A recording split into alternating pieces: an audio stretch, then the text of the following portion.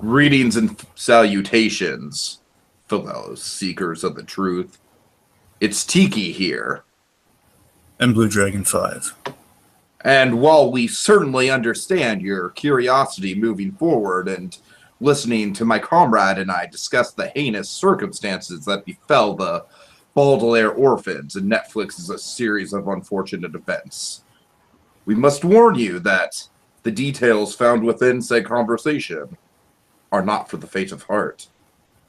Indeed, you may find, after mere minutes of hearing our account of the uncontrollable urge to use those inside-out tissues on a set of inevitable tears, you'll cry hearing the tale. But alas, if you wish to continue, do so at your own risk. For the following conversation can be described as only as a series of unfortunate reviews. And this is why we should research beforehand, mostly on my end, Dragon.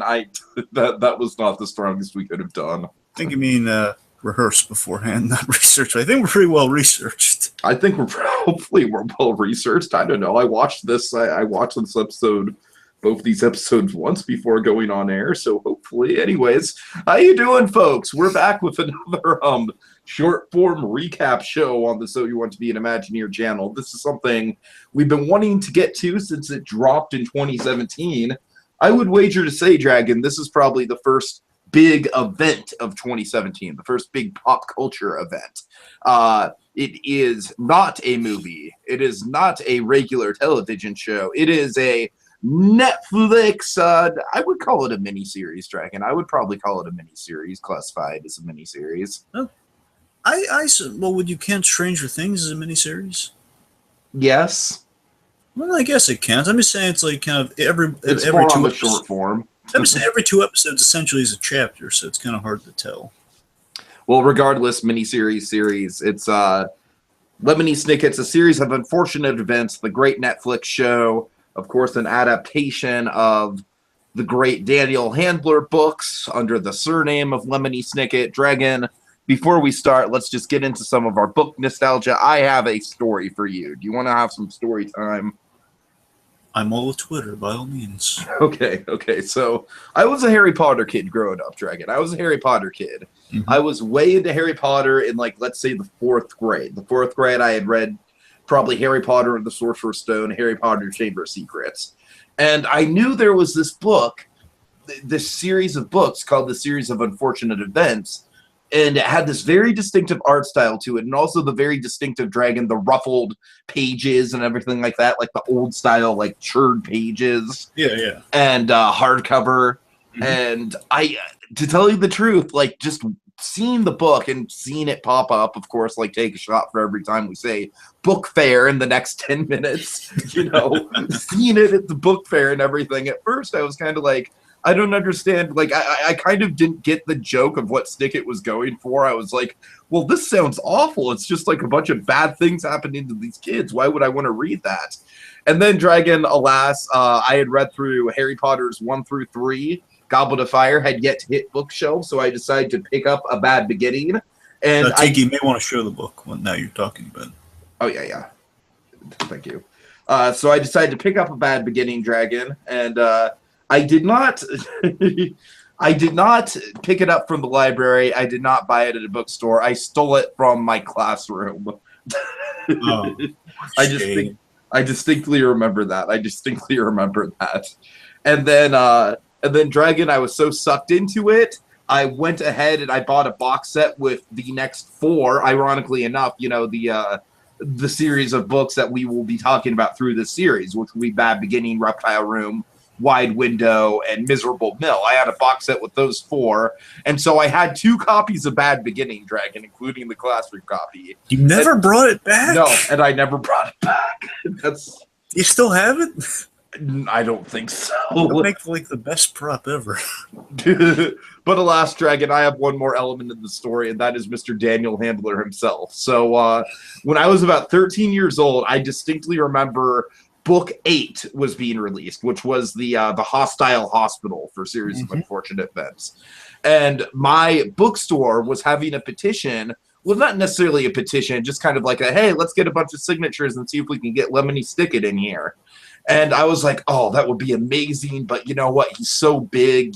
Like, it's kind of a long shot. And again, Dragon, for a number of years, it did not happen. It just kept not happening, not happening. The movie came out. The books kind of came and went.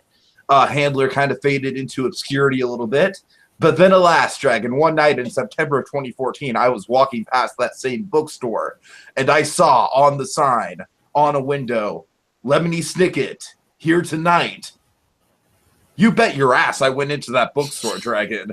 And it was magnificent. And Dragon, I've brought this up before, but the story where it's like, yeah, Lemony Snickett played accordion like 2 inches away from my face. Yeah, that was that night. But it was just so amazing, folks. I love the books for their creativity, for their lingual, just their insane lingual gymnastics that they go over. And I think the Netflix show captures it very well. And I just, I'll just always associate that with like the books was my childhood. And then that was kind of like one of the your childhood is over moments, like finally getting to meet the man in real life in a very surreal kind of like unplanned sort of way. So, all right, Dragon, go ahead. What's your nostalgia for the books? I assume book fairs are involved somehow. Yes, but you'd be surprised. Mine actually somewhat is kind of the inverse of your meeting Lemony Snickett. So mine is kind of based on not meeting Lemony Snickett. Okay. He's a mysterious man. Yeah, mine's all kind of centered around the mysteriousness of Lemony Snickett, honestly enough. So, before the book fair, mine starts with I'm like 90% sure I've not been able to find it as I've been trying for years, but unfortunately, I want to say Linda Ellerby, Nick News with Linda Ellerby. News, yeah. There was this episode, if I'm right, I'm like 9% sure it was like on Linda Ellerby, unless it was like an advertisement of some kind for the book series. Basically, Linda Ellerby, she was getting an interview with Lemony Snickett, and basically in doing so, she prepped the audience by telling her, but by basically little kind of summation of the books, and like they have like the book covers about the art, the story, which again is like basically what you're seeing before you folks here is like it's shot really imposing, like the music behind it. Again, it's really selling you the kind of tone of the books and kind of the tone of the story. Like these three poor kids, their parents die and they're really kind of shopped around. They have this evil guy following them, and basically. It's never left my mind what I saw here is that as Linda Ellerby, whoever the corresponding reporter is, I'm pretty sure it's Linda Ellerby herself, or someone, whoever the correspondent is, who's about to get the interview with Lemony Snickett, the mysterious figure who, of course, is referenced in the book at this time. Again, I'm a new, I've never heard of this before. I had no idea what, I assume Lemony Snickett is a real person, and honestly, this mysterious. So, as they build them, and then they mention, okay, let me say it's been detailing this sort of stuff, and basically as we go out to get an interview, we see kind of a trench-coated figure in the very back, kind of evading the interview, like he escapes the interview. That's interested me so much. He was like, "What the? Oh my god!" That just encapsulated my so much. Wow, there's this mysterious guy. There's a really interesting story, and like somehow, of course, I didn't think it was like fully real. It was like, oh my god, it's like kind of fact. It's like jumping off the page. Sure. And then I believe there was like either ads from the book fair, like advertising books, and then of course see it right in front of your face, like, oh wow, there it is. That's the thing I remember from that Linda Ellerby thing, and I picked it up and I read through it, and then. And then it kind of hooked me on the rest of the books, and I really, the most, in terms of what I recall, because bear in mind, it's been years, folks. Of course. But I still recall this day. I recall the first 5 and the last one most. So it's really the first 5 and the last one. Of course, I thanks to the, I reread the first 3, of course, when the movie came out. So those 3 I know a lot better than the whole rest of the series. But of course, I vaguely know the other 2. And I do remember the last one. So it's kind of those 6 books really are kind of in my Rolodex at the moment. Again, as we go forward, honestly I found that you can find a lot of these books. At least the first one you can find online just to kind of read through them. So I mean it's. At least I have them, but they're in storage. I don't know. It's kind of. And the books definitely had a pattern to them. You know what I mean? They had a set formula that was very effective from Snickett. Like he established himself. Now there was a point where they did break formula. I do remember that much. There was a point where Olaf for a while did not pursue them, but they were in still horrible circumstances. You know what? I actually stopped reading at book 9, not for any particular reason other than the fact that I was kind of sick of ironically enough, the formula. So I need to finish like books. I need to read books 10 through 13. I really do. I need to get caught up. I do remember, though, I mean, getting every one when they came out and giving them a read. So, I mean, I did read through these. And, again, it's just, just briefly, I was so enamored by, you know, how engrossing the story was and, you know, how it took kind of I loved how it took the young audience seriously. And, you know, it was also educational, but it didn't pull its punches. Like, it was a serious story, which I want to say, just again, because everything kind of links back to this. It's kind of a lot of the elements I liked with Batman the Animated Series. It took its audience seriously, it didn't pull its punches. You know, like, in the emotion hits you, and it's like and reading in literature, it's like, oh wow, man, I'm so wrapped up in this story, and like people are dying, and in this book, these kids are in such horrible circumstances. There's no one to save them. All they're relying on is their wits and everything about them. Again, it's kind of like a hero in peril sort of formula, but you know, with our three young protagonists, they're even more defenseless.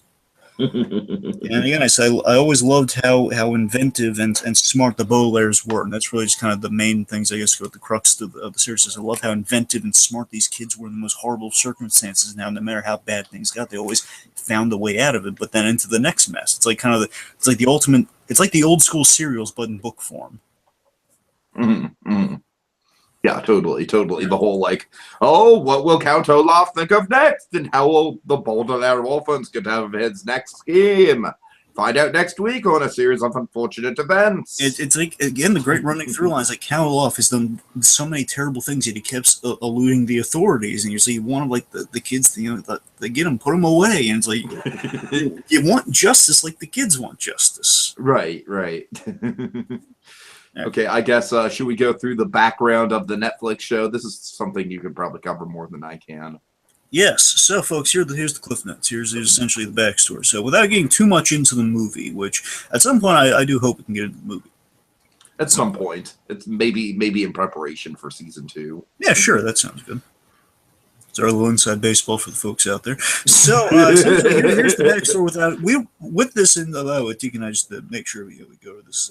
Let's not dwell too much on the movie. I mean, of course, it's going to come up. Oh, yeah, of course. I haven't seen the movie in years. I'm not a big fan of the movie, so the movie is out of sight, out of mind. Exactly. Right? So, I'll just if it comes up, but let's not dwell on it, because we'll save that for when we actually talk about it. The only time I'm going to bring up the movie is maybe comparing the two Olafs. Yeah, exactly. That's what I was figuring. Yeah. Like, Olaf and Poe, probably. Those are probably sure.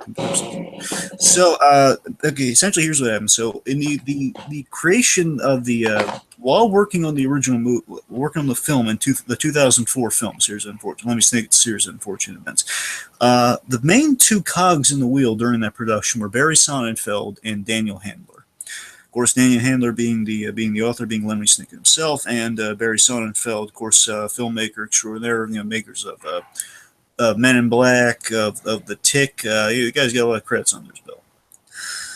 So, not all good. Of course, he's got the Addams Family, which is I'm not saying they're not good. I'm just saying you get the Addams Family. We also got some like Wild West. Some point is repertoire.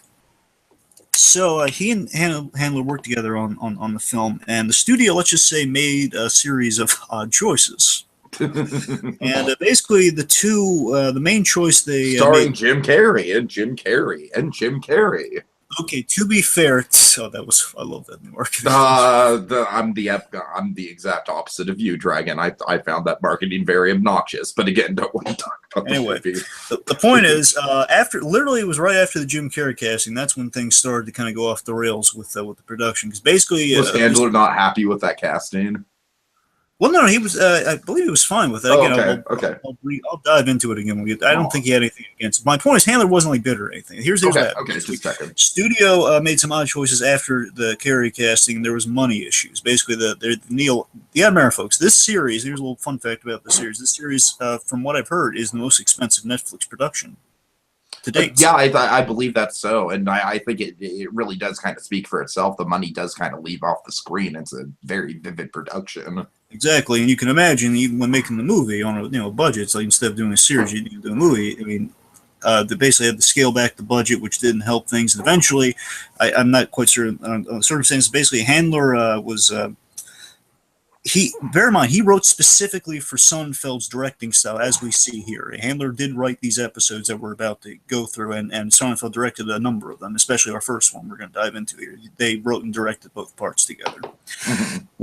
So basically, Sonnenfeld, he was initially slated to direct the film, but he was kind of moved to producer, and like basically they kind of kicked. I'm not saying they kicked him off director points. He went from director to being a producer, as in he didn't want. Barry, we heard you directed 9 Lives. What's up with that? Did he ever direct 9 Lives? Evans, yes, he did. He did. Oh God, I didn't know that. Yeah, Wow. yeah. Kevin Spacey, talking cat, Barry. You're bumped from director, Barry. You're bumped. But essentially, Sonnenfeld, I want to say, honestly, like, basically, I want to say there's at least a 10% grain of truth in that statement.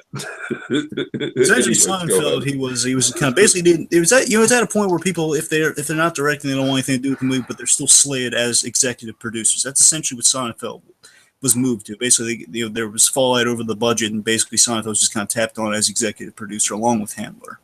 Okay. And basically, Sonnenfeld being moved to producer, and Handler was fired from the studio. Fired Handler as writer.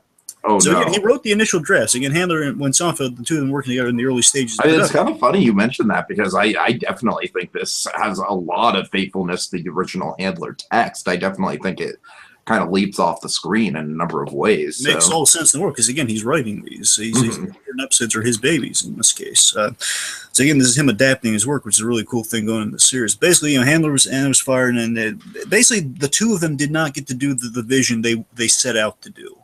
And again, it's not bitter. Like Handler just says, like he didn't take writing credit for certain parts of it, because he gets like the creation credit, but he didn't really get the writer's credit because he was offered. He says, well, you know what? It's not the other writers who came on after me. It's more their work than it is mine at this point. So again, he's not bitter about it. Sure.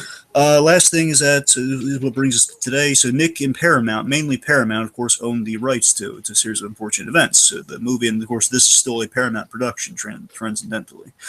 They had the rights, and enter the Netflix generation we're at now. So they thought, okay, let's kind of do what people have been talking about doing with Watchmen for years. Let's bring this this series of books.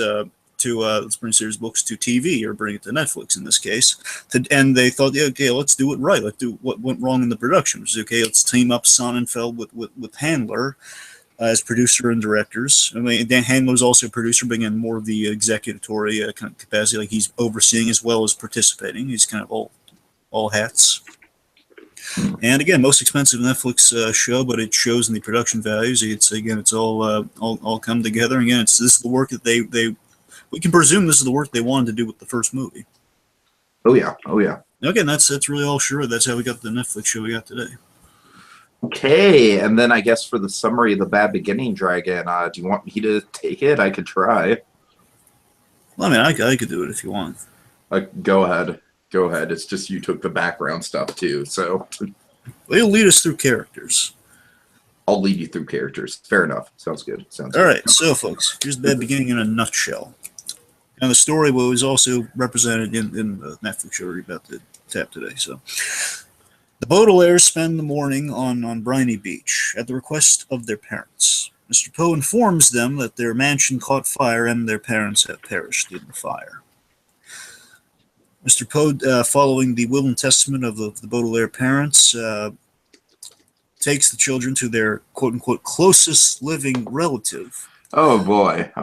Count Olaf, who I don't we want to get into like all the cousins and removals that give us Count Olaf, but they go to their relative, Count Olaf, who is purely after their fortune, very obviously after their fortune, which he cannot collect which no one can collect until Violet reaches 18, reaches legal age. Mm-hmm. Olaf mistreats the Baudelaires. Thanks to Lemony Snickett, we learn how Olaf manufactured the inept, manipulated the inept system. But Mr. Poe's assistant, Jacqueline, and of course the famous but short-lived Gustav. Gustav! They're on the case as the orphans outwit Olaf's terrible plan to marry Violet. I know that sounds twisted, but let me explain. Seriously, this is in book 1 of like one of the best-selling children's book series of all time. Oh yeah. So basically, the plan is for the marvelous marriage. Basically, he's going to put on a play called The Marvelous Marriage, and using I love the title of that play, by the way, because it's like a play on the usual like Snickett wordplay, you know, like the bad beginning, the the hostile hospital, etc. The marvelous marriage. Anyways, go ahead. I'm sorry. Again, orphans on the case. Olaf's got a terrible plan in the works to marry Violet, steal the money, and then kill the children. So again, horrible plan on all fronts. So it's like three strikes of horribleness. Okay, you're going to marry your own technical daughter. You're going to take all the money from these poor kids whose parents are no longer around, and then you're going to kill them. So that's like three really horrible things in a row. So by putting on the marvelous marriage play and using dear, sweet, naive Justice Strauss to legally perform the Mrs. marriage. Incredible herself. I mean, come on, you're taking advantage of Mrs. Incredible. What? Is it not Mrs. Incredible? You mean Elastigirl from The Incredibles? Is that who you think she is? Yeah. No, you're thinking Jessie from Toy Story, Tiki. Jessie from Toy Story. Oh God, Toy Story 2 specifically. Okay, well, you know what, Dragon? You know what I have to say about that? I don't blame you. It's fine. Jessie from Toy Story has been through even more emotional manipulation. So yanking Jessie from Toy Story's chains around is even worse, sir. That's even worse. That's what I have to say about that, Dragon. I'm so sorry. That's embarrassing. Yes, another Pixar leading lady. Anyway, so as dear sweet Justice Strauss is coerced legally to perform this ceremony, of course, instantly regretting it once she finds that dear sweet Justice Strauss, Klaus thankfully finds the proper legal loophole and explains it ad nauseum to expose Olaf. That was a fun chapter of the book. Yes, they expose Olaf, who then escapes, terrifyingly escapes capture, vowing to get the fortune at any cost. Mr. Poe drives the Baudelaires to the proper relative, Dr. Montgomery in the next chapter. Oh yes, and Montgomery wants them to deliver some pizzas. Oh, just digging that Elastigirl even deeper, aren't you? We'll get to that. Okay. Anyway, so we'll make up for some of this stuff. Take us through the characters. Who we got? All right. So shall we start with the Count? Like, I thought you were going to start with the Baudelaires. But... Start with the Baudelaires. Okay. I'm just making sure. Now let's see. So that's going to be for Warburton, and that's going to be. We better just keep on this for the Baudelaires. All right. Okay. I'm sorry. I'm just trying to keep track of the images. So, the Baudelaires. Let me just say right off the top. Violet is the one that I still kind of like performance-wise, not really a big fan of. Klaus and Sonny, definitely huge, major improvements over the movie version. Is that fair? Like, I think I might like the movie version of Violet just a little bit. I really better. do like Emily Browning from the movie. I thought she was really nice. Yeah. Whereas I do, like, unequivocally, I think this is a much better interpretation of Klaus than Sonny. You know, it's really hard because I know Klaus doesn't do as much in the movie as this Klaus does, and that's where the divide is. It's at I think both. It's not just that; it's the fact that I think this Klaus looks and acts a lot more closer to the book counterpart. I think it's pretty safe to say they all look like the book. Yeah. I don't know. Maybe I'm just like a glasses guy. Like I'm a purist with the glasses, so therefore this Klaus has the glasses. And I'll give you that. Again, I think they all look. They look on the money, and they're all. I think they're all equally good. I'm just saying it always bothered me when the Nickelodeon one didn't have glasses. Well, he had glasses, but he didn't always wear them. I know. That's what I'm saying. It's like you had one job. That's like a defining part of this character. Okay. Well, at least they made it a lot more relevant than this because they could actually get it off. Yes. Just wait till we get to chapter 4, folks. Mm-hmm. But let's see. So here's the thing. I think Violet here. What I like is that they kind of distilled the Baudelaires to kind of 3 characters. Like together, they make a fully functional person. Like, I don't mean like each of them. Of course, they can take care of themselves, so to speak. But I like altogether they work as kind of this great functioning unit. So they each kind of have a great kind of personality trait that counteracts the other one and makes it all. It's like the Fantastic Four. They have the Fantastic Four. They all have they work a lot better together than they do apart. Sure. And I don't know. I guess here's my thing with Violet is that I feel like Klaus and Sunny, they have character traits that, while can definitely be convenient to the plot, also are character traits in their own way. Like Klaus is super smart, but also he's very persistent and very like he'll do anything to get the job done. And Sunny, yeah, sure, she can bite things that'll get them out of plot circumstances, but dare I say, I think Sunny might be one of the best things. Like, she might be my number 2 favorite thing in this whole series next to Warburton. I'll say that much. I'm really high on she's Sunny. good. I'm just saying that's highly. I'm really high on Sunny. I think they did a great job with Sunny. Here's what I'm coming down. So again, Violet, I love how she's clever and hopeful in a dire situation, and what the great quality that I think Violet has, and I think makes her very distinguishable amongst the 3 children, is that she has this great adaptable quality. She's adaptable. That's her strength. Klaus? I mean, to me, it's just like I just think Violet is just like she invents things, and that's her character. Well, again, I think she's kind of like she's the one. Every time Klaus, let me get the Klaus and I'll explain. So Okay. Klaus is the skeptic. He's the realist in a bad situation. He's very intelligent. His intelligence gets them out of jams. I love they always outsmarts Olaf, and I love that Olaf. I think Olaf hates Klaus the most, honestly. I think he does, and I think that brutal really like section of the bad beginning, I think that's probably like about the halfway point of the book when he hits him in the bad beginning. Yeah. Oh man, I gotta tell you that is one of the moments reading the book that I can still vividly remember just putting the book down like, wow. Ooh, I really like, again, these little touches I really like kind of they're adding here and there too. I like that it's kind of something that's like you just kind of hate all of them collectively. I like they kind of has a special kind of place for Klaus, because Klaus won't always, because in this version of Olaf, we'll get to Olaf momentarily, but Olaf, let's just say this version's a little dimmer. And Klaus, of course, he hates Klaus. It's like kind of almost like of course, it doesn't fit exactly with Olaf and Klaus, but basically it's kind of like a drunken father-son dynamic of like he hates the son who's going to be more successful than him. Versus like kind of the drunk failure version in a way. It's kind of like he just hates him because he's superior to him. Right.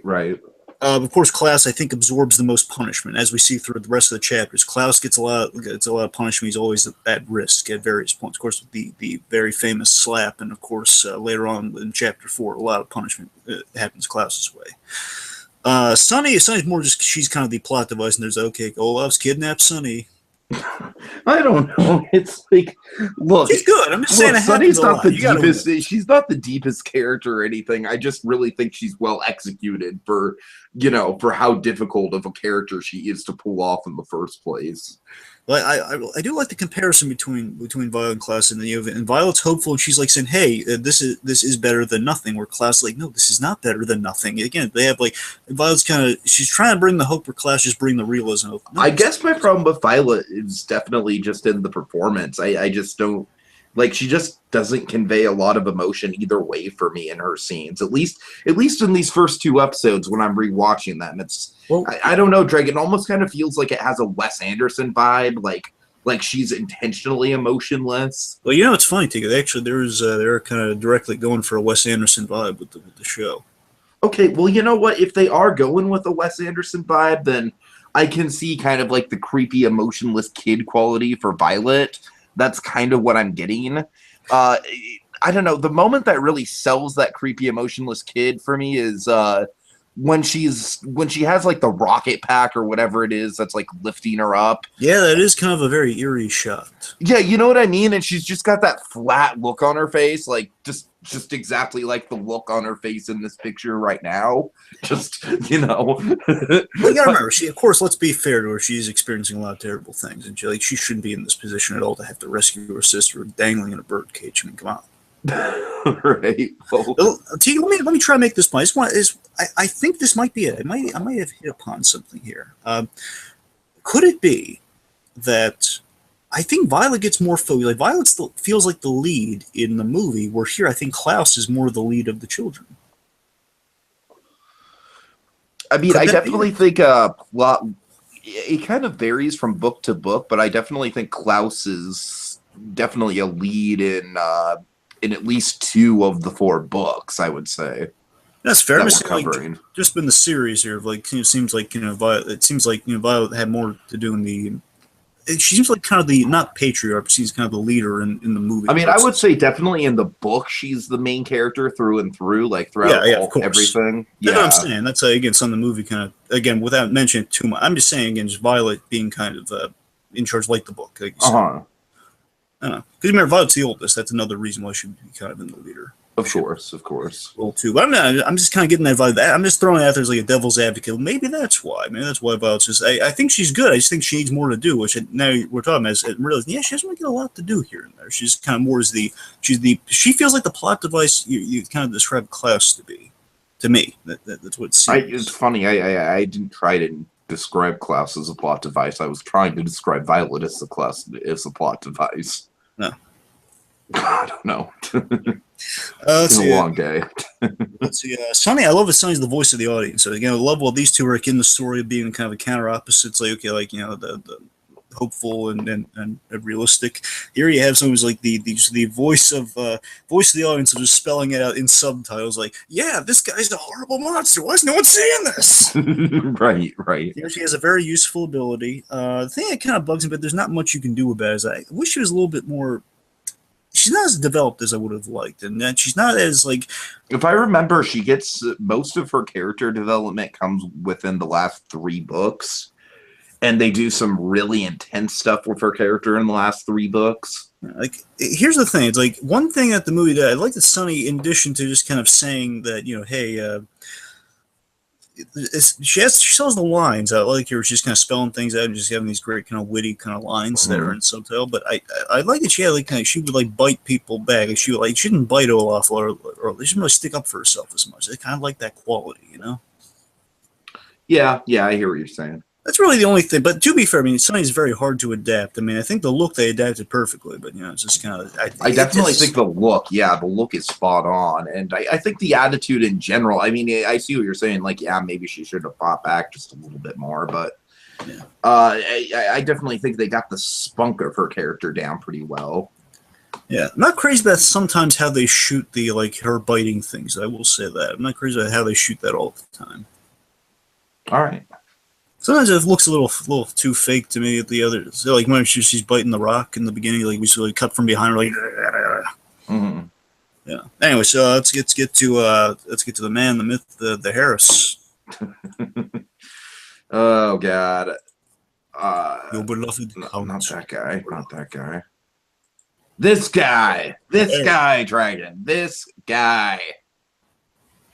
Now, how can that be a bad man at all? He's offering these sweet children. He's offering them baked cupcakes. The ultimate pleasantry, Tiki. Come on. Dragon. Howard Hamlin and Nick Ford approve. Yes? I'm going to try and talk about this without being too negative, okay? Okay. Count Olaf has just not been done right for me in live action yet. Not with Jim Carrey, not with Neil Patrick Harris. I think Neil Patrick Harris overall is better than Jim Carrey is. But that being said, there's just such a hammy, like over the top, just like, look at me, I'm a theatrical, like goopity goo. And granted, Dragon, I do think with Neil Patrick Harris, the best and most menacing that he is when in The Bad Beginning, especially the early moments of The Bad Beginning. However, that being said, it really frustrates me that both the movie and this show kind of have the tendency that as this thing's going along, the character kind of gets less menacing and kind of becomes more of just like a goofball sort of joke. And I don't know, man. I don't know. It doesn't sit well with me personally. Now, having said that, since we're just talking about The Bad Beginning, I do think Patrick Harris does have some very chilling moments here. Of course, like I love the introduction to the manor and getting the tour and just like laying out like all the terrible things he's gonna have them do. Like that feels very much like the book. Definitely for sure. Like all of that is really good. I just I don't know. Like to me, I just feel like this show kind of leaned a little bit too heavily on like, oh, Neil Patrick Harris is like very theatrical and he can sing and yada yada yada, and so we have to have him in these like elaborate musical numbers and these crazy costumes, and I get that that's a part of the book, but I don't know, I wish there was a way to do it where it wasn't as over the top and goofy and still like I said, like my thing with Count Olaf, just to cut this off, Dragon, then I'll let you speak because I'm sure you're at least in slight disagreement with me. My big frustrating thing is that, like, basically outside of the bad beginning, I just never find Count Olaf to be scary. Really? Yeah. Okay.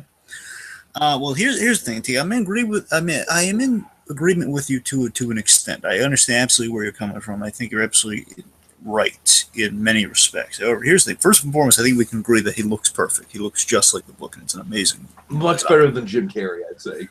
Yes. I mean, here's basically the great difference, the very small but yet really defining difference. The nose. Well, I was, say something else, but I'm sure. I mean, I definitely think the nose helps. Well, I mean, I was gonna be a little more vague with it, but I mean, sure, if it's the nose, okay. My point is, I'm sorry. Here's the thing. I love that. If you look at the Jim Carrey Count Olaf, you can see it's Jim Carrey, but he's dressed like Count Olaf. Here, it's like I think Harris transforms into Olaf. You don't see as much Harris as you do Jim Carrey. So, Dragon, with that being said, when Neil Patrick Harris does kind of break out into his standard Neil Patrick Harris, like, ooh, who-bida-doo, I'm a very charming, theatrical kind of guy, it kind of loses the illusion for me. I think Neil Patrick Harris is at his best, and I wish they directed him more to be like this throughout the series when he is menacing and when he is giving a cold shoulder and just actively being like a terrible person and, not in a jokey kind of a way. Well, let me say this. Here's the thing. You're right about that, Tiki. It's just, I think, just in terms of the menace, is why we'll break down Menace for a moment. So I think what's great about the Menace is that it's interesting that I notice that he kind of builds Menace as the thing goes and develops more and more hatred for the orphans, especially by the reptile, which we'll get to. Okay, that's definitely a thing I'll have to get to on the rewatch, but yeah, for me, I just remember the first time watching through the series, it's just like, it was kind of like the same sort of thing with the Jim Carrey thing. It's like, oh, look, it's Neil Patrick Harris as another kooky character. And then it's Neil Patrick Harris as another kooky character. And I get that it's Count Olaf playing a kooky character, but for me, that was kind of where it sort of lost me. It was just like, okay, these are just like a bunch of kooky characters. It's just giving Neil Patrick Harris an excuse to play a bunch of kooky characters. Well, I think, again, what they do right with Olaf, and if they had gone in this direction, I think it would have been a lot better, and it would have been a way of keeping him light, but still keeping him in that menacing territory. He has a huge ego, and I love the ego that Olaf has on him. So that's great. He has this really, he thinks so highly of himself. And as you mentioned, like when he's given the tour, Count Olaf, and again, he's at his best when he's very verbal with his kind of cruelty. And again, the verbal cruelty is something that, again, Neil Patrick Harris has a lot of fun with. So again, those two things together, I think, just kind of this guy thinks the world of himself, and he's so mad he can like mistreat these orphans in front of his friends. He doesn't care, and he'll just get so brutal and just be so callous with it, and just still think he'll have kind of that theatrical kind of like delivery, like it's like he's delivering a monologue when he's telling these kids about all the horrible things they'll be doing without feeling a care. My problem is, and this is just kind of is what the silliness boils down to me. Mm-hmm. Boils down for me. You're right. The singing is a little bit much, but it's to me, it just kind of feels like obligatory. Like, well, we have Neil Patrick Harris, so we have to have him sing. And yes, I think you're right about it. Yes, I agree with you on that point. Yes, but here's what it boils down for me more so than the singing is that I feel that when they make him a little too silly, it makes him look too incompetent to get away with his crimes. Like Olaf, absolutely, that's a problem for sure. Yeah, I'll get to overall how the thing measures up the book at the very end, of course, when we get to that. But let's just say that the Olaf kind of hinges on that. But again, he seems too incompetent, like when the whole, yes, I got a haircut. Yes, it's kind of funny, but come on. Right. Really? He couldn't have thought, he has developed God knows how many other personas, and he can't come up with one name? Yeah. But you know what? You know what? The only person, that that he could actually pull that off with, Dragon, is is the one man, in the show that annoys me more than Neil Patrick Harris does. We'll get to him. We'll get to him. But anything else to say about Olaf? Yeah, let me just round off Olaf with one more thing. So again, let's see. So again, Olaf, the character of Count Olaf is at his as most terrifying. And correct me if I'm wrong, because again, it's been a while. I'm pretty sure I remember. He's kind of again is most menacing when you kind of. He's like a real world guy who can get away with terrible things because he's clever, and the kids have to outsmart him. So if the guy can get away with like all the terrible stuff he's saying and doing, who's like a crafty kind of like the scene where he's stealing all his costumes, like from the people on the streets, like, oh my god, this guy can get away with stealing anything, or the guy can get away with stuff. That's where he's at his most. Intimidating. Where at the end, his troop, they shut the lights out, and then he whispers the bottom that really intimidating lighting, like, I'm gonna get you and your fortune, like that whole I'm gonna come back. It's like every kid's worst nightmare. What I love about the book series and what's really done in that moment, Tiki, is that every child's worst nightmare boils down to two things. One, you're gonna lose your parents, right, an early. And two, the fact that there are bad people in the world, and that you're going to be you have no one to turn to. Basically, it's like you have no police, you got no one who can help you. You're on your own, and basically you're facing a literal boogeyman. It's like a monster exists, and mommy and daddy's not around. That's what Olaf should be. Yeah, and I agree with you definitely. That I think he is funny. He just kind of violates. We get so close with Olaf, and when you and I saw the look for Olaf in this series, we were like on the edge of our seats, like, oh my god, he looks just like the book. We get like a really serious and intimidating Olaf. Again, having a laugh here. Again, I wish it was all clever dialogue versus like over the top stuff. But yeah, like I said, for me, it's just like the horror of Olaf is just kind of like the power that a very, very bad and malicious adult can have over a kid. You know what I mean? Yeah, like the black humor with Olaf's great, and like this pose here again, like how he gets over there, that's over the top. But here, just like Olaf, like there's like a certain amount of like over the top imagery of like him offering these children cupcakes. But you gotta keep in mind, like in the book, it wasn't like he was like Anton Sugar from No Country for Old Men or anything like that. It's like he did have his slightly funny moments, but that's what I'm saying. Like, it's not. Let me make it clear. We're not saying you can't be funny with them. Of course. Make sure it's like a macabre thing. Like this horrible man is like slapped these kids, and he's basically trying to get into his side. He offers them cupcakes. That's funny. But like a guy like sliding all the way over the table and then trying to butter him up. That's a little like Neil Patrick Harris being Neil Patrick Harris. Yeah, you see what I'm saying? Like nothing against the funny Olaf or an overtop in like how he escapes. Like that, how he escapes. That's very true to the book too. So exactly. Like, let's just say in episode 2 we get to kind of a fun escape, and that's true to Olaf to an extent. So yeah, it's like there's certain. Moving on. So the point is Olaf. He's kind of a mixed bag. Even if he's going off the reserve. If he's going off from what we want, I gotta say though, he's fun. He's just not perfect. Yeah, sure. Okay. Let's get to someone who is perfect. Oh my god. Yeah. Dragon, I've met the real guy. And I can say definitively that Warburton does Snickett better than Snickett. It's kind of like the thing we've been saying with Highmore for God knows how many seasons. Yes. I have compared the two. And let me say, Snickett was not off. Snickett was not having an off night. He was on his A game, Dragon. He was on his A game, all right? He was being morose. He wasn't breaking a smile at all. He was being crazy with the accordion. Warburton does Snickett better than Snickett. I'm telling you. Oh my god. It's right Patrick, I'm sorry, go on. What can you say about Patrick Warburton? He's amazing casting. He's outside the box casting, I think. Because when you think of Patrick Warburton, I think the last thing you think of is kind of like a quiet, reserved, like depressed, downtrodden guy. If you told me before we saw any footage, I would have like, come on, Patrick Warburton. But Dragon, it sold me based on those Psycho-style teaser trailers where he's visiting the set. Mm-hmm. And I just think like easily by far the best element of the Netflix stuff is the Warburton stuff. Just without a doubt. It's really the reason to watch and to rewatch. Bear in mind, I do enjoy Jude Law from the film. Oh, I do too. I do too. But again, Warburton's it's a whole different thing. They're doing kind of the Twilight Zone-esque thing. They're doing the Rod Serling. Also the Frank Underwood thing as well. Well, true, but again, Frank Underwood's a little bit of a difference. Like he's interacting with scene, then stopping Ferris Bueller style and talking to the camera. It's a little different. It's interesting. It's like I'd like to see like a Frank Underwood versus Lemony Snickett versus Deadpool versus Cusco from The Emperor's New Groove. That would be great. All these fourth wall breakers. Deadpool trying to kill another Francis. That's what I want to see. Oh God. Francis Underwood. I'm down in for that. Hey, Francis, F you, get the initials, Francis. Anyway, so again, with Warburton and Snickett. It's just the way they insert him into shots is just great. It's just wonderful. It's so artistic. I mean, he played just to break down why we love Snickett. This interpretation is saying too much. One, so much.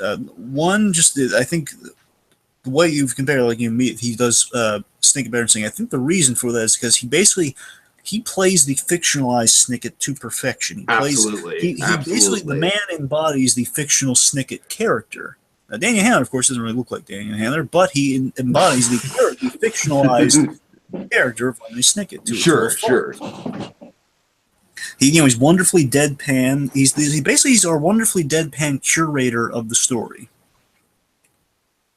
And Dragon, one of the things I love about him too is just like the visual cues that we get from him, like in the second episode of The Bad Beginning when we get the whole figurative versus literal, that whole tangent, which is definitely stuff that they take directly from the book, and it's the stuff from the book that made Series of Unfortunate Events kids smarter than Harry Potter kids. Exactly. Yeah, I was basically I don't know if I was ever offered like a choice, but I'm just saying I went to Series of Unfortunate Events in place of Harry Potter. So I'm just saying Series of Unfortunate Events. It's kind of like the Captain Underpants thing we were talking about, Dragon, where on an even more effective scale, I feel like Series of Unfortunate Events is such a great learning tool.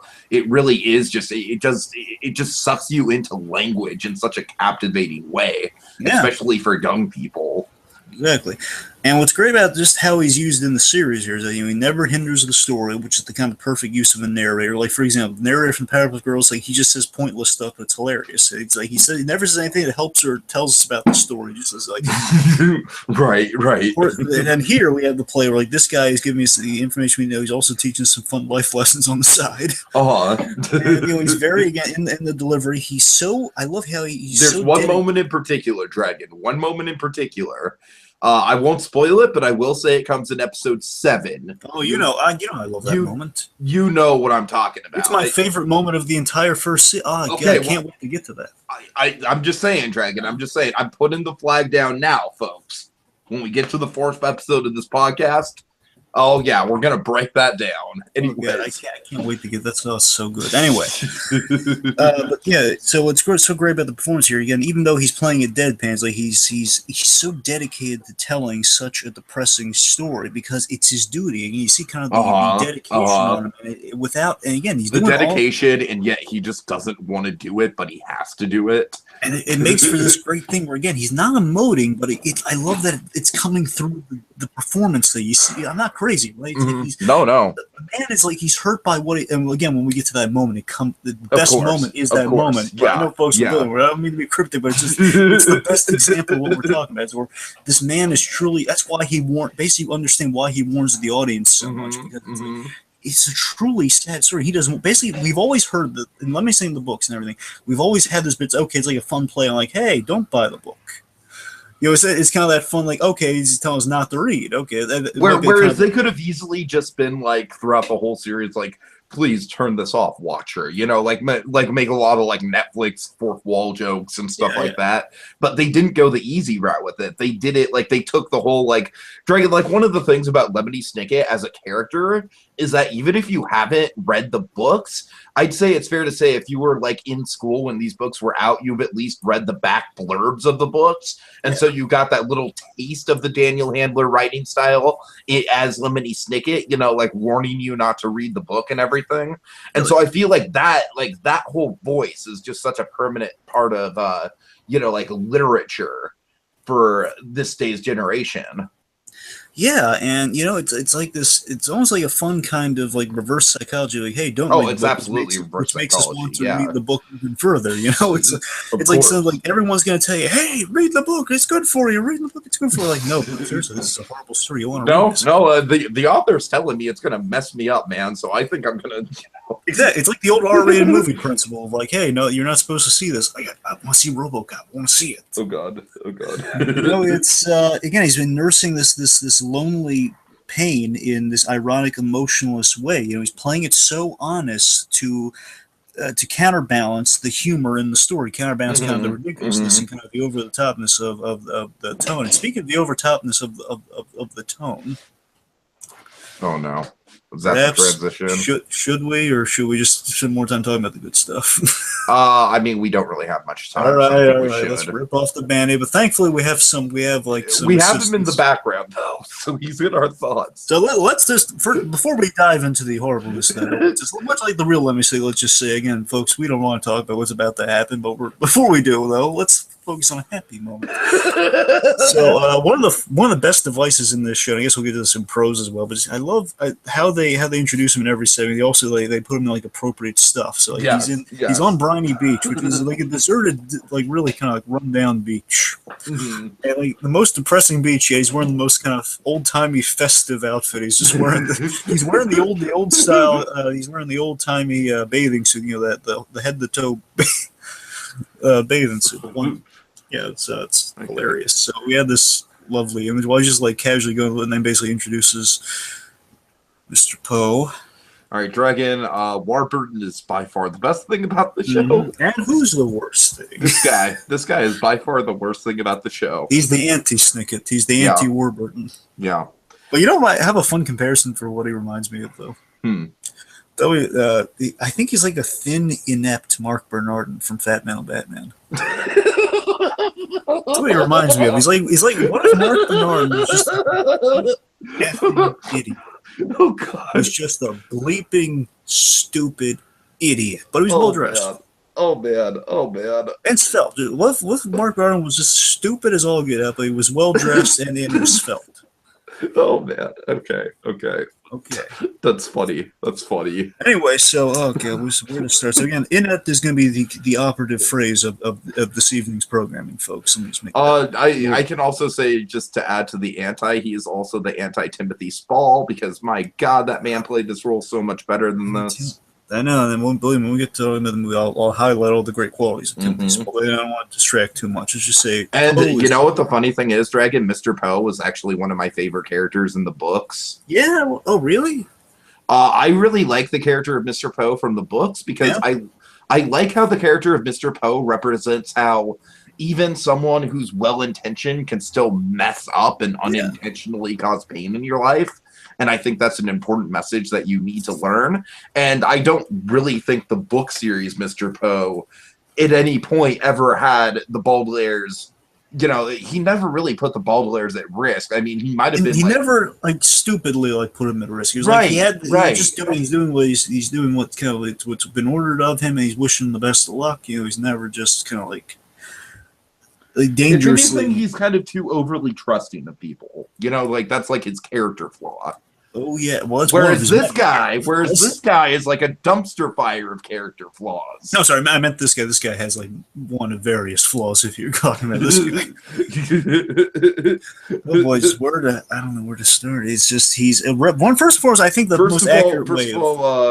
The coughing thing was in the book, but some things just don't translate from the book to live action. One thing I will mention about the movie is the movie smartly did not bring the coughing thing. One, because Mr. Poe's not prime focus. He's kind of. I mean, you can do it maybe as often as Saving Mr. Banks did it for Walt Disney. Maybe have it a couple times just because he coughed in the book. But the fact of the matter is, Dragon, that damn coughing. Did the cough ever pay off in the book? Can you remember if the cough ever paid off? No, not that I can remember. And Dragon, that damn cough, it's just oh man. It ruins any dialogue scenes he has with anybody because it's just so obnoxious. There is a very fun and very kind of, at least for me and for Deke and many of us who hate Mr. it is a very meta line of addressing hey, you think he's gonna die?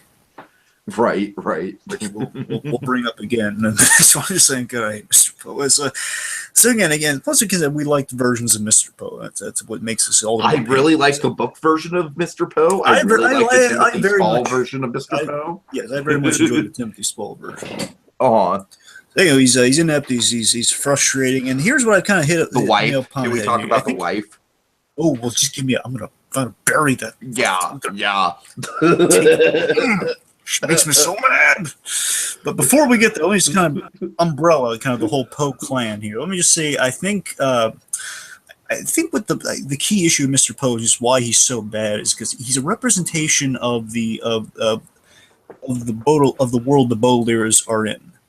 He is kind of the representation. But again, that's the thing, that Dragon. That's the thing is like it was like that in the book, but I just think the book brought out his genuine humanity a lot more than this series did. Like, whereas I feel like in the book it was more kind of like he was messing up in spite of his genuine humanity. Yes. Whereas this one, it's like in spite of him, like he's kind of like trying to help the orphans out in spite of him just being like a shitty person.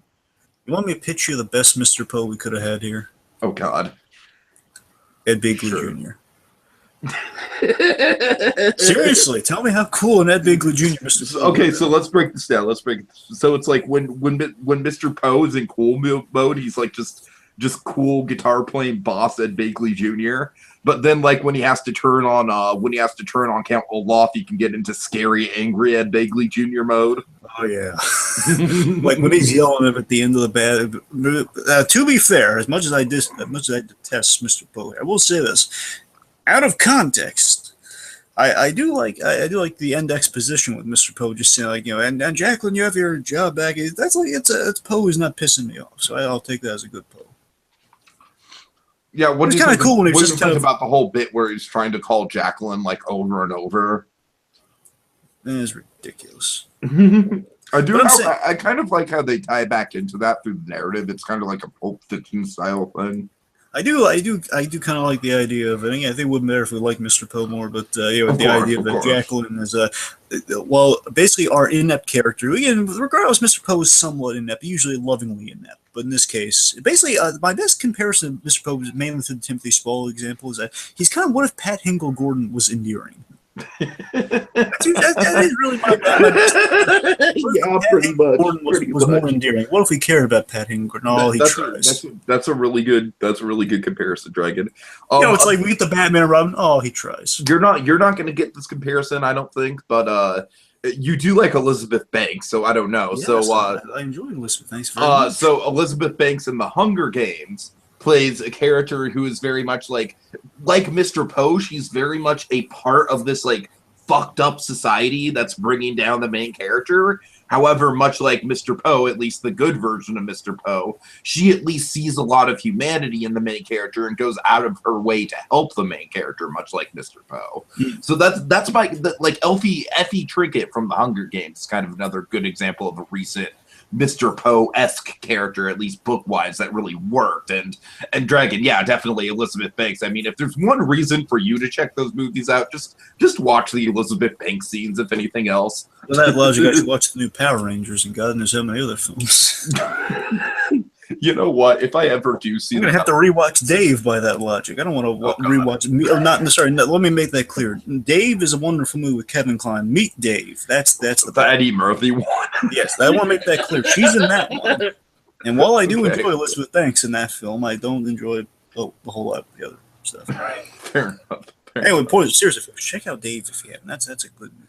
But to be clear, The Hunger Games Catching Fire is also a good movie, and that's where Elizabeth Banks shines. Anyway, back to Mr. Poe real quick. So again, I think he's an exaggerated representation of this world where basically people can be easily manipulated by Olaf and are brainless. Exaggerated. Again, the exaggerated negative qualities. It's exaggerated instead of endearing. It's like, whereas I feel like the book version, it was endearing, and like this guy was just kind of like just a dumb, lovable guy kind of stuck in the vortex of shit that was the rest of the world. Mm-hmm. And kind of like a cog in the system, and he couldn't really do anything to change it, even though he wanted to. Okay, now, are you sure you want to dive into the cauldron of hatred that is the Poe family, or do you want to save it for cons? Because I intend to save it for cons. But Save it for cons. Save it for cons. Oh boy, I'm going to tip over the pot. I'm going to watch all of Paris boil. So, let's get to the acting trope. Okay, the acting trope. Okay, let me... Sorry, I don't have these labeled better. I think, yes. Yes, okay. Dinner time, pasta puttanesca. What do you like better? You like... I've heard pronounced both ways. I'm going to assume this is the correct way, but either it's puttanesca or futtanesca. It sounds like punesca to me. It's in the movie. Punesca. And I hate to just keep drawing comparisons to the movie. I don't keep doing. I'm just saying like futtanesca. That's always I've known it as, but puttanesca I guess is the correct version because it's. I don't really have much to say about these guys like on an individual level or anything, but I do think they work well. I do think. Again, sorry for the comparison, but I do think they work a little bit better than they did in the movie, especially at getting like a distinct personality for each one of them. Yeah, I think you're right about that, because here's the thing. Well, I think one of them, I kind of just prefer the movie version. I think that I love the movie version. I think it's kind of has a fun cast for the troupe, though. Like, a lot of kind of some celebrities of certain notorieties. Like, we have Luis Guzman as the bald man. I gotta tell you, Guzman, I enjoy Guzman. He's fun. He shows up in a lot of Paul Thomas Anderson movies. Yeah. Also, I really enjoyed him in Dumb and Dumber, the prequel. He was really good. Oh God. He was endearing in that. He was the father. He was Lloyd's father, who was a janitor. He was really endearing. He was really nice. Okay, all I'll say about that movie is as someone who kind of suffered from some learning disabilities as a kid myself. Well, that's in the movie's good. I'm just saying that movie's offensive. It's right. it's just offensive to me. Anyways, just good cast, like Eugene. Ha! Special needs kids. Let's laugh at them. I'm sorry. The emphasis on Eugene Levy and Luis Guzman are again fun cast here. Okay, well, yes, I'll agree. Eugene Bob Saget is a cursing father. That's pretty funny. Okay, that's all I'm saying. Okay. Anyway, so I mean, it's sort of like again casting pools. Like in addition to Guzman, we also had like one of the casting I would have liked over this one, but that's a taste thing. It's not a plot. I think they cast everyone. I think they did it better than they did the movie. But I still kind of like the white-faced women in the movie versus the white-faced women here. That's just personal taste.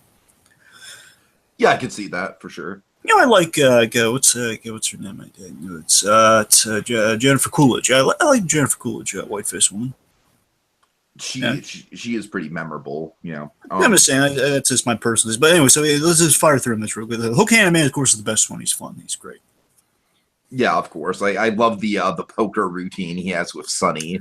I don't like that's going too far. You don't like that? You don't like that? No, here's the thing, though. I think it's funny, but it's like out of place. That's going too much. It's like, yes, that's hilarious. Okay, but you know what? I kind of agree that maybe like having him like actually take Sonny all the way to the theater might have been pushing it. That's what I'm saying. I do think the initial gag though of Sonny like playing poker with him and slowly getting things from him is really funny and really in Sonny's character. Exactly. Again, that's what I'm talking about. It's like that's okay, that's fine, but again, it's funny, it's enjoyable. It's too much. Like that's how she got out. Okay. And let's see. So, of course, the Hook-handed Man is great. He gets the best lines. Of course, he understands Sonny. I love that they pay that off by because he says like the baby said there'd be chocolate pudding, and then later on, of course, he's playing cards with Sonny. So again, I love it. Hook-handed Man's just always been fun in the he's a lot better in the movie version. The movie version just okay has hooks and he's intimidating. Okay. Right. The bald man, he's funny. He's no Guzman, but this guy, he's fun. He gets some great on here. He's like, I love. He's the muscle. He was lurching. I didn't learn about this until recently. I was looking into the Sonnenfeld, but apparently there was an Addams Family TV show. No, not the original. I mean, there was a remake of the. Anyway, so the point is, I like the way he was the secretary, like the secretary holding the giant, this giant guy holding the typewriter says, I think we need to call IT. That's a funny line. He's this good. And also like the whole, he's trying to rhyme with Count Olaf, Rice Pilaf. That's the kind of music gags I like. The whole doing he's figuring out the wedding song because that's for the performance. That makes sense. That's a song that makes sense. Funny. Okay, let's see. So then with the Whitefish one, again, they're a little too creepy for my taste. That's kind of the reason I kind of like the other ones. But they're supposed to be creepy, but just a little. I think they work. Again, you're right though. They are. I mean, all these guys are following the book, so I mean, they're not wrong. And again, they're very supposed to be menacing. So again, it's taste. And then we have the man of indeterminate gender. I think he's my funniest of the henchmen, to tell I you think the he gets truth. better in the next one than going on. That's a thing. I don't know. I think in this one he gets a couple really funny moments. I really like the moments where he kind of like has the Janice from the Muppet things, where like he'll be going on a tangent even after the conversation's died. Yeah, I never. That's a great comparison, Tiki. I think you're right. Yeah, Isn't he it? Isn't is the it? Janice from the Muppets. Yeah. Like he'll be going off on these like super obscure like tangents, and then like the conversation will have entirely shifted to something else, but then you'll still hear him in the background like going off. Like I forget exactly what he's talking about, but No, that's fair. I'm just saying I remember most of them from the next one. That's kind of why. But yeah, I see your point though, and I like that. While I do love Craig Ferguson, who played the man of a certain gender in the movie, here's the cool thing. Basically, it's Craig Ferguson like wearing half a dress. Here you have right. Here you have again the man of indeterminate gender that actually does look the part. Again, there are all these casting pools are very faithful to the descriptions in the books. Definitely. It's kind of the main difference. Anyway, we've kind of gone through the troop now. Let's talk about the wonderful, the lovely Justice Strauss. Oh yeah. And we're not just saying just because Joan Cusack. I love Justice Strauss from the book. I always remember reading that first book, and one of my best memories was like, oh, why can't they go live with Justice Strauss? Absolutely. Like she's so nice. She's one of the great like one book characters in the series where she leaves a memorable impact on you, even though she never comes back. Honestly, even reading it to the very end, I've always been pulling for them to somehow get back with Justice Strauss. Seriously, that to me would have been a really nice ending if they ended up with Justice Strauss. I mean, it's not going to happen here. I'm just saying the book of like, oh, somehow if they could have ended up with Justice Strauss, it would have been nice. But no, I mean, absolutely, just wonderful. Really well pulled off.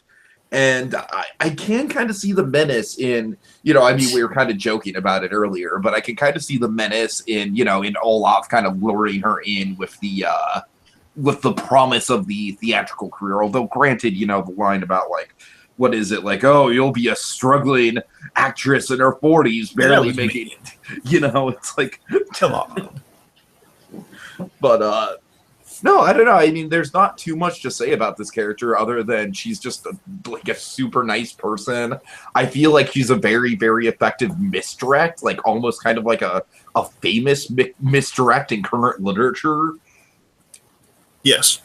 Here's the thing, though, and I know we keep doing it. I'm sorry, but I like the movie version as much as I love Joan. Because I'm saying if I had to pick and choose, I kind of like the Catherine O'Hara version, which may be relevant as we go down the line. But I kind of like the movie version of Just Stress because this one to me, I mean, she's very likable and she's nice, and that's all very much Just Strauss. But again, I think they made her a little too starstruck and a little dim.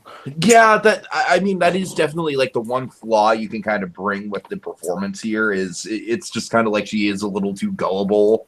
Yeah. And in a way she does kind of like sell the Baudelaires down the river a little bit. That's what I'm saying. It's like, the thing here's the moment it just felt wrong to me, Teak. It's not bad, it just felt right because it makes sense in the story, but it's just like it felt wrong to me. Is that after kind of like manipulates this poor kindly Justice Strauss after she makes him like a lamb, makes him like the leg of lamb or something like this big old. It made him a really nice meal. Olaf's eating it, and he's just thinks he like throwing back and they didn't like it. They're rich. My god. And then here's the thing, it made okay. You know what though? I really do like that moment because, like I said, it is kind of like Olaf effectively like manipulating her, and I do think it is a good manipulation of.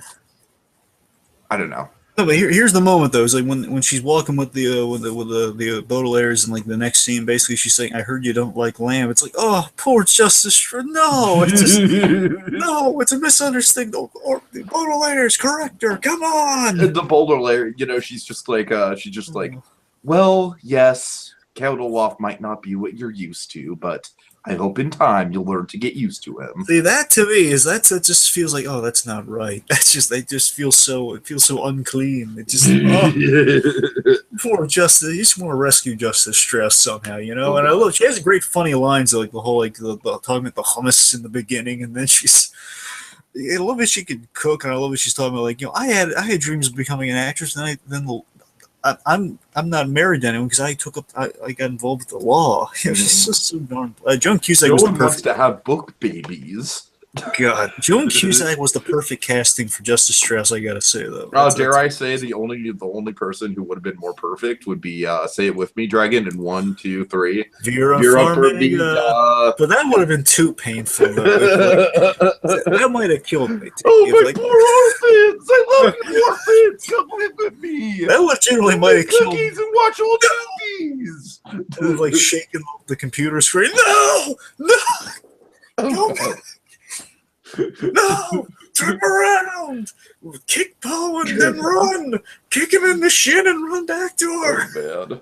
Oh man. Seriously. Run to safety. Now I just want to see like Vera Farmiga like in a Halloween costume as a judge with like the wig and everything. And like a gavel. Oh god, Farmiga with a gavel, yes. Anyway, we're getting off track. Okay, let's see. Next we got these two will go by real quick, but they're really nice. Well, these two, and then we should probably call them mom and dad. But okay, let's talk about Jacqueline and Gustav. Jacqueline and Gustav. Not a lot here, but just overall, honestly, it's kind of what you see is what you get with these two. Is that well, first and foremost, Jacqueline, she's very useful. I love how again we had the orphans have someone on their side, someone to. I know, right? It's kind of funny. It's like Jacqueline almost kind of like represents the qualities that are missing from Mr. Poe. Exactly. And that's again, it's like I think maybe in the writing, Handler's thinking like he counterbalance like Poe's ineptitude by having because these two are well not these two because Gustav technically is in the book, but you know Jacqueline is I believe Jacqueline is an addition for the Netflix show. I think so. Yeah. At the very least, if she is in the book, it's like well she's probably revealed down the line when we get further into what organization she works for. Sure. But the point is, like, these two together, I don't know what it is, Tiki, but these two, one, Jacqueline's just really cool in that, you know, she's tied to a tree and she escapes. She's called on the phone and she's, you know, she's a member of the organization. She's really fun. She's really cool, really good casting on the actress. You know, she's, like, taking up the Baudelaire's cause. And Gustav, though, I don't know what it was, Tiki, because Gustav has, like, a very thankless part in the book. He's just basically, he's his assistant who then gets killed off. Into this episode. Gustav is just super nice. Yeah, he is. I gotta tell you though, he's just like he's very professional. You know, he seems like someone who'd be a really nice coworker. You know, honestly, Tiki, I would love to see a spin-off of these two. See what adventures they get. I gotta tell you, I think they're really.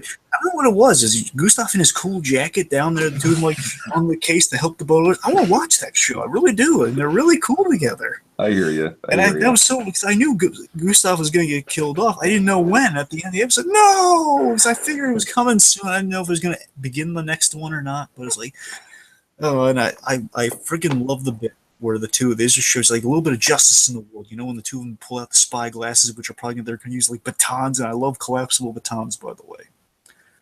You know, it's a cop thing. I just love that. You know, when they pull out the collapsible metal batons, I just love they were gonna. The minute Olaf said, you know, he was actually marrying Violet, before Klaus spoke up with like you know figuring out the whole plan, like they were going to beat the crap out of Olaf, and I was like, yes, yes. Like oh yeah, these two are great. Cool. But unfortunately, we've lost Gustav, and it's a sad occasion. Yes, unfortunately. A lot of death in this show, folks. Yeah, so buckle up. Thankfully, not this memory, but we'll get there. So, real quick, while we have this on the screen, let's talk about dear old mom and dad. Yeah. Will Arnett and Colby Smothers. Perfect casting, by the way. I love these two guys. Yeah, I love to see Will Arnett. He's slowly becoming like the face of Netflix now. Especially on April Fool's Day. Well, let's not get into the whole can of worms. Like Dragon, we have to be very vague on this, of course. Let's just say it's a very fun addition to the. Initially, I wasn't sure what they were aiming at. We can. What do you think? You think we can talk about like what we're told, what we're implied in the first introduction of these guys? I mean, what we're implied is that the parents are still alive. Exactly. We can talk about that certainly. Right? And that being implied, I was super skeptical about it, Dragon. I know, me too. Here's the thing: I was raising an eyebrow, saying, "Well, you know, the handler's involved in this. Let's see where it goes." Mm-hmm. I was like, "Okay, well, again, it's kind of the auteur thing. Okay, let's see what he's going to do with it before we pass judgment." And then it paid off very well. I mean, again, we have good actors, very likable, very resourceful, and of course, very similar to the Baudelaires, which is really great qualities. You know, it's like okay, you're intelligent, they're very on the fly, but also they're very skilled fighters, which is the one thing that Baudelaires don't have going for them right now. Sure. And yeah, I mean, it definitely, like, without getting into any spoilers, the reveal of the parents, best moment of the series. Yes, absolutely. Oh god, such a best reason to watch, folks. Oh god. So yeah, I mean, suffice to say, anyone who's like maybe watched the first couple episodes saw that the Baudelaire parents are in the mix. Just stick with it. Just stick with it. Trust me. Trust me. Without giving anything away. Anyways, okay. So back around to pros and cons then, Dragon. Yeah, lead us off. Okay, so I guess for pros, just it absolutely hits the tone very well. It's got that kind of like Tim Burton meets Wes Anderson vibe going. Of course, Warburton is fantastic. I think all the side character casting is really good. Patrick Harris definitely has his menacing moments. I'm curious to see how he'll stand up going forward into the later books. And Sonny is very effective. You know, all the Baudelaires to a certain extent. Like I said, like Violet maybe emotionally being the weak point, but I think all three of them are good. And you know, like I said, I can't say enough good things about the Lemony Snickett device and the breaking the fourth wall and everything like that. It's just super stylistic and really, really engaging. It just draws you in and makes you want to watch more. And with that, it's an incredibly faithful adaptation of the book series, which is one of the pivotal like stepping stones in my childhood. So I'm very happy with it. So just echo a few words of my colleague here. So you know, again, Lemony Snickett absolutely is the best part of this, hands down. Of course, with that we have very clever structure and device that sets the story apart from many others. Because again, like I love how we begin the second part where like basically we have an explanation for how things went so wrong with Mr. Poe. You know, basically, I love it. It has a great line where it basically says to answer the questions that have haunted like law enforcement and God, you know, all people have begged him, like, how the heck could this happen? He explains it, but it's so great how we get there because we start off in the bank for the second part, and then he mentions, and the story of the Baudelaires does not begin at Count Olaf's. It does not begin at Piney Beach. Even it begins in this bank. And then we just see Mr. Poe just have the fuck up of all fuck ups. Oh yeah. So of course, we have great literary references and then educational definitions. As we constantly have the runner of like everyone says like we know what this means, or, you know, this means a word which here means. Yeah. Of course, Mr. Poe constantly end up bringing up like he's like the stupid one's trying to teach the kids. You know, it's just. Just an incredibly faithful adaptation of the text and of like the style of the text as well. Oh yeah, I think the young actors are good. Everyone's in terms of just the whole cast. I mean, whether we like them, or even with Mr. Poe, I guess again that everyone's kind of they're really bringing it and they're really committing to the performance. Like again, Mr. Poe's only acting because he's supposed to represent kind of the world, but he's too exaggerated with it. That's a direction. That's not his fault. And like let's make it clear, everyone's committing, and they're. The ones who are off the reservation, they're off the reservation because that's the world they're supposed to be reflecting. They're trying to fit the comedy of it. Of course, the production design from Bo Welch is just like the book. It looks like the book come to life. And, it's wonderful. It costs a pretty penny, but it's worth it. Let's see. Of course, with the later references, I also want to mention some other references like the James Brown reference, which I didn't quite enjoy, but I did quite enjoy. The parents' idea is very inventive and unexpected, which I like. We have some surprise. It's like not if you've read the book, you know everything that's coming. I like that. Again, This is a Handler kind of, you know. Again, it's kind of he's adapting his thing into Netflix, so it's not just like, you know, off the page into a movie. It's off the page into something you can play with in a serialized kind of context. You know, we had all the little mysterious references and clues in the tunnel at the end with Lemony. You know. Makes us question where, you know, Snickett is and what he's fleeing from to tell his story, because we know he's in peril. Or even when he is. True. That's the thing. In these post-Westworld days, we got to question. Oh God! Sort of thing. Actually, I'm the Man in Black. Spoiler alert. Actually, I'm Count Olaf. Oh God! Oh God! No. Oh no! He's basically pulls off a flesh mask, and it's actually my best disguise yet. Oh Jesus Christ! So again, So again, just to echo the Hamlet thing one more time before we move on, is that Oh.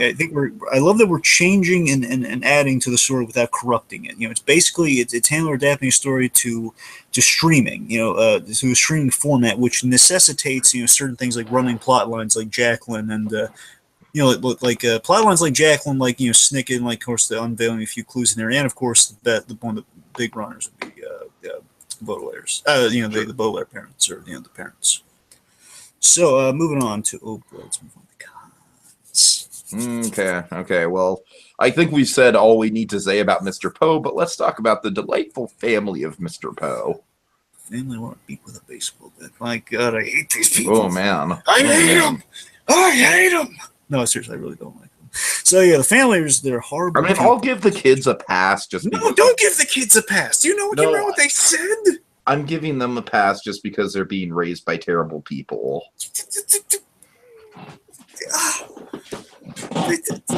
They get a pass from me. Oh, fine, pass from you. They don't get a pass. They get a big stamp of no on their foreheads. Okay. From me. They're infuriating. Edgar and I do like the pun. That's fine, Dragon. That's fine. I'll play the nice cop parent here. I really do like the pun though with the kids' names though, Edgar Allan and Poe. Yes. Well, I will. That's the only mercy I'll give them. I'm just saying, these kids literally ask they ask the Baudelaires, "How did you kill him?" Yeah, that is come on. Bad. That's what I'm saying, man. Having said that, I think everything, including like what Mr. Poe does, is just outweighed by just his wife. It's like, my God, what a terrible. As much as we're being harsh on Mr. Poe, let's just be clear. Eleanor is the most horrible character in the series. Yeah, and she is genuinely like an addition to the series that I kind of wish would just go away. Like, it'd be wonderful if they just wrote her out of season 2, say she died in some sort of like horrific off-screen accident or something. Just get her off the screen. We don't need her. I wish maybe the kids can push her down the stairs. Maybe we can see. Oh God! I remember I was just rewatching this, but I was so infuriated about seeing her walk down those stairs, and she basically remember she does this really horrible thing. What she does, she makes the kids say we miss our parents, and she makes sure they say it so she can put it in writing. Yep.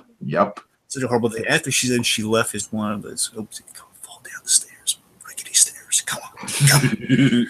But she's so horrible. Mrs. Poe is in the books, folks. To my recollection, she's only supposed to be like Mr. Poe sees the marvelous marriage. She's supposed to be there, no dialogue at all. She's just there. Maybe says like, "Oh, what a nice play." Well, she's kind of like the season 1 equivalent of Jarvis's wife in Agent Carter. But horrible though.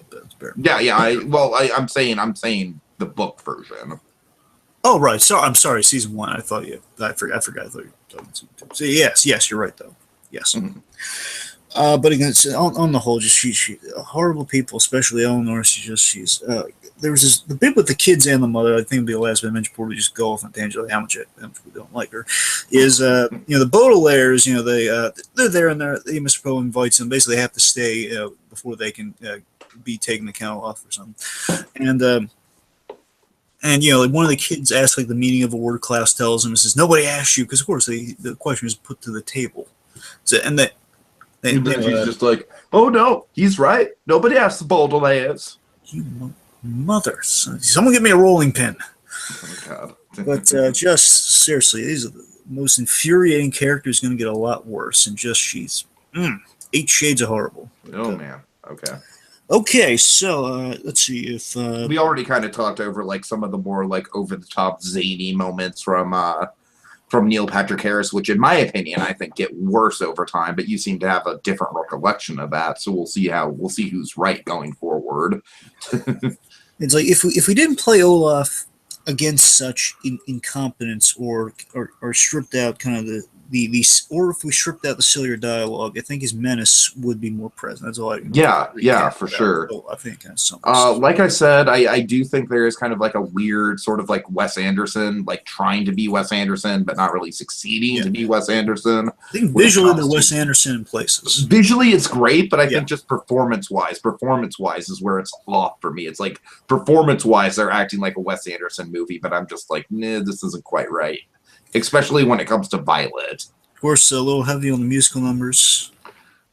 Yeah, a little. Honestly, what we really need is like the intro and anything that relates to the actual play itself. Otherwise, we don't need as much music. I hear you. Let's see. Yeah, too much CG. Too much CG, huh? Now we had the bird bit, like when we introduce Olaf, like this obviously CG bird kind of flies by. And then Yeah, right. And there's like some moments that just feel like they should be in like a 3D theme park ride. Yeah. I hear you. Of course, as I mentioned, Strauss should be smarter, like she is in the thing. The poker escape, it's too over the top, but it's funny. I'll give it that. It's funny, you know. You got it is. It's funny. I Yeah. can't deny it's not. Yeah. Last Sometimes thing, you just gonna have to let things go, you know. Anyway. and speaking of which, the last thing I got, and this is kind of like it's a mixed bag, just kind of a critique of the kind of the tone. It's a mix. The tone is clever, and it's different though. It's clever and it's different because it's kind of an exaggerated form of the book's humor. It's basically, what if the book's, it's like an interpretation of the black humor we get in the book, but it's a little bit more visual, a little bit more obvious in places. It's where it could have been, I think, a little bit more serious. They could have. No, I agree for sure. And I don't think a little bit more seriousness would have hurt what they were going for. Again, just more, a little bit more verbal with kind of the black humor versus a little bit over the top. You know, it fits this story, but it feels basically. I think I'm going to still down to the stickies. I feel going over the top, and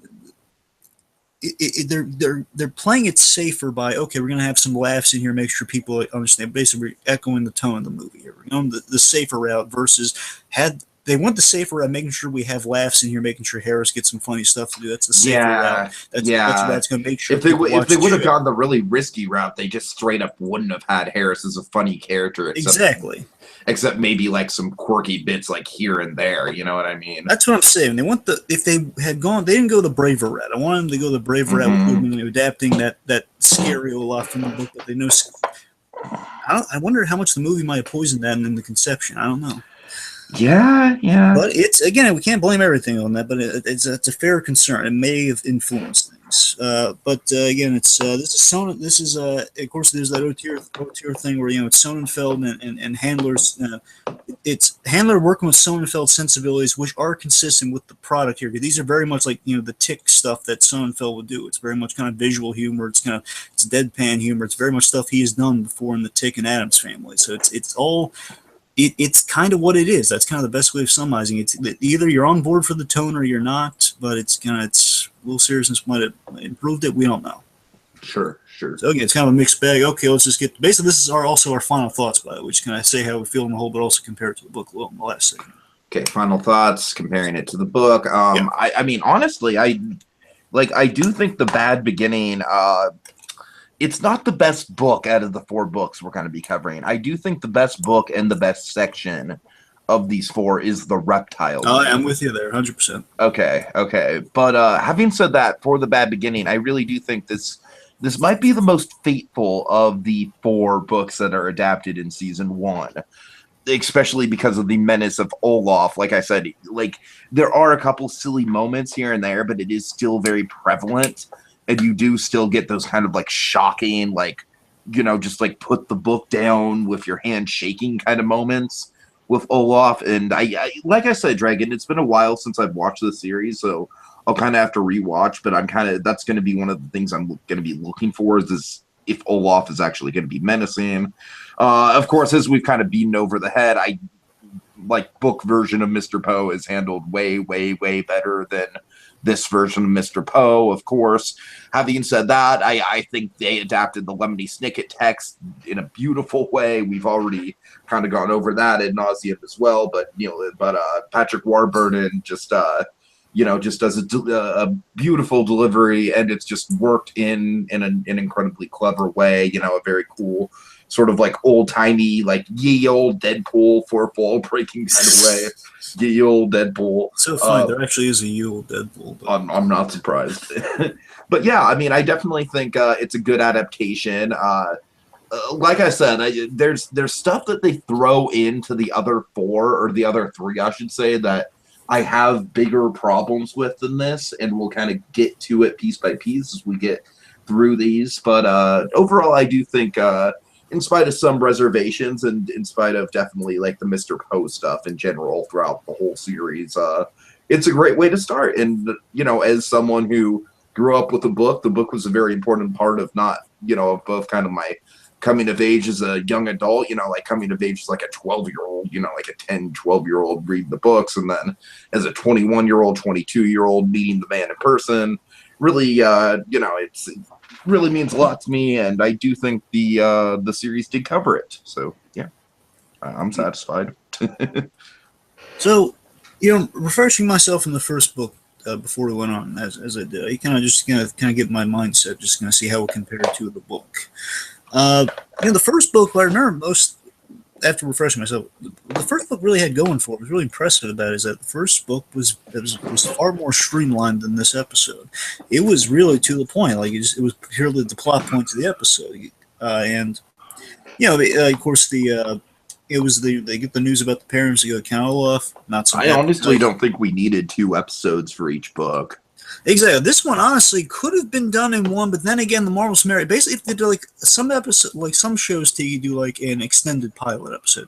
Had they done that, I think that they should have done like a 70-minute episode and then gone on for like regular amount of episodes for the rest, or 2-parters for when it was necessary. Uh-huh. But this one basically, Marvel's Marriage might have been the one to take them over 50 minutes over. I could see that. Yeah. Again, 70 minutes probably would have done. I don't know, but the point is, the first book is very streamlined because basically it's Pasta Foodnesca. They go see Mr. Poe, take him back, and then Marvelous Marriage. It's usually how it goes, very streamlined, and then all that stuff goes down. But here's the thing: everything is here in the adaptation. It's very impressive. Everything from the book is in here. But we are introduced, much in comparing the two things, that we are introduced to the world. We're introduced to what world we're dealing with here. A little more serious in the book, a little bit more exaggerated, but again, black humor is kind of heightened here than it was in the book. Maybe less is more. And here's the thing overall, I'm just connecting my Olaf thought, which is kind of how this episode maybe could have been improved, is that having cut out certain things like the visit to Mr. Poe's house, obviously. Cutting that out, but also I think a way we could have gotten the menacing Olaf is if we just had less of him. I think it would have been beneficial to build up his. Yeah, I agree with that. I agree with that. Yeah. If we only saw Olaf when we had to, if you just kind of this cruel kind of almost he didn't speak in the first one as much. Like what if he just say make dinner? He greets them. Make dinner, you're going to be in the play, and then it's like kind of like the less is more, and then as it unfolds, you see like what lengths he's willing to go to get their fortune. Like, oh god, and we can't stop him. This guy's terrifying. Mm-hmm. Again, overall, this episode, again, I think Reptile Room is collectively, it's not always a favorite book. Not always probably my favorite book, but it's also definitely I got to see how it holds up in the rewatch. But this one. Again, it's solid, and it was a good note to start. And I'm like, okay, yeah, we're adapting to so much familiar territory. It's this is gonna be a good ride, good experience. But hopefully, we're gonna tone down some of these out there. Almost like Pose. Sure. All right. Well, my compatriots, if you've made it out of that conversation unscathed, by all means, we salute you. Take a drink of an age-appropriate beverage. Kick back. Perhaps watch something pleasant on Netflix after listening to these tragic accounts. Rest assured, though, if your spirit is so down in the dumps that you want to hear more of our account on the Baudelaires, we'll be back post-haste with another installment in a series of unfortunate reviews. Look away, look away, look away.